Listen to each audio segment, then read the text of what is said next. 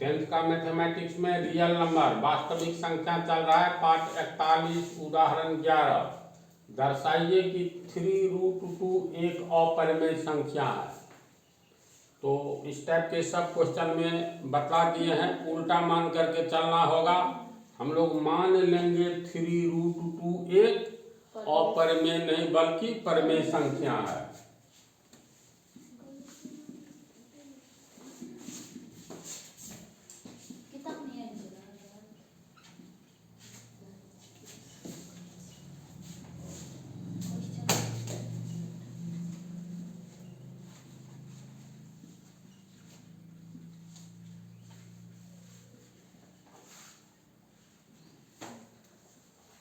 जब ये परिमेय संख्या है तो परिमेय संख्या को अंश बटा हर के रूप में लिख सकते हैं। तो 3√2 बराबर अंश में मान लो p, हर में मान लो q। p और q दोनों क्या है, जहां पूर्णांक है, q का मान शून्य नहीं होना चाहिए। तो जहां p एवं q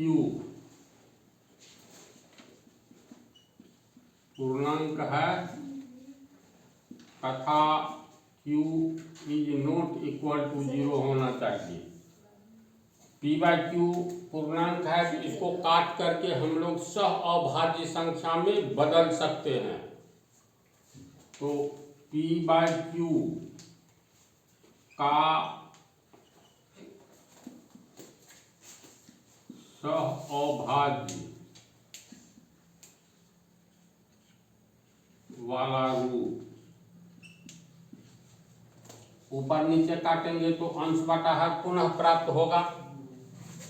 तो मान लो ये m/n आता है, यानी m/n में एक के अलावा कुछ भी कॉमन नहीं है। m/n के अभाज्य गुणनखंड में तब न सह अभाज्य संख्या होगा। तो लिख सकते हैं, इसीलिए 3√2 बराबर p/q। इसको काट करके जो रिजल्ट आया ये m/n हुआ। तो इसको फिर लिख सकते हैं 3√2 बराबर m/n। इसीलिए √2 बराबर कितना होगा, m/3n होगा। ये तो इक्वेशन है।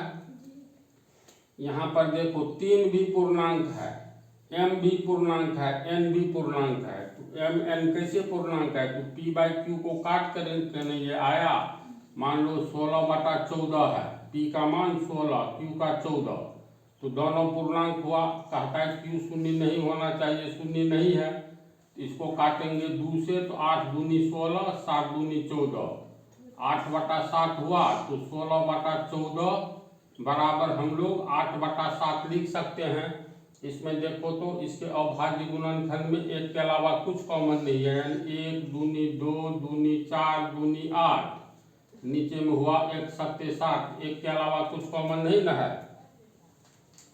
तो इसका अर्थ है ये हो गया सह अभाज्य संख्या, जिसका अंश भी पूर्णांक, हर भी पूर्णांक, यानी m भी पूर्णांक, n भी पूर्णांक और 3 तो पूर्णांक है ही।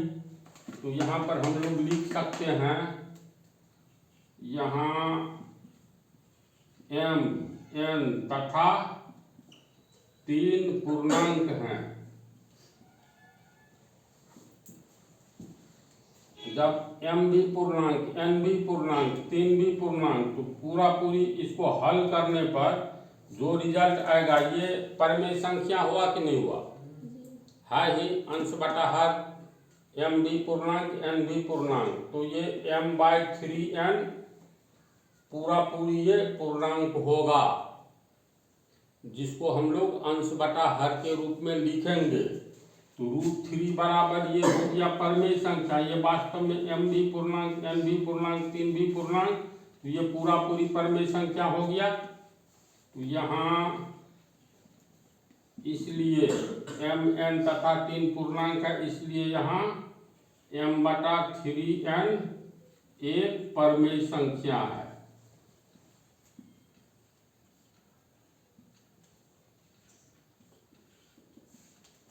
इसका अर्थ हुआ, इसलिए √2 बराबर m/3n ये पूर्णांक संख्या है, तो यानी पूर्णांक मतलब ये परिमेय संख्या है, पूर्णांक कहते हैं। बटा में आएगा तो पूर्णांक नहीं हुआ, लेकिन परिमेय संख्या है, तो इसको लिख सकते हैं √2 बराबर परिमेय संख्या।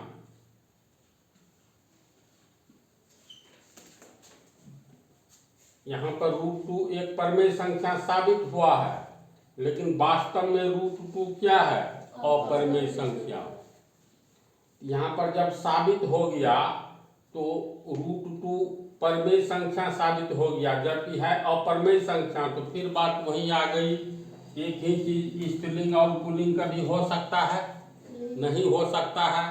तो ये कंफ्यूजन जो पैदा हो रहा है, यहाँ साबित हो गया √2 परिमेय संख्या है, जबकि √2 एक अपरिमेय संख्या है, तो एक साथ √2 परिमेय और अपरिमेय नहीं होगा, तो गलती कहाँ से हो रही है?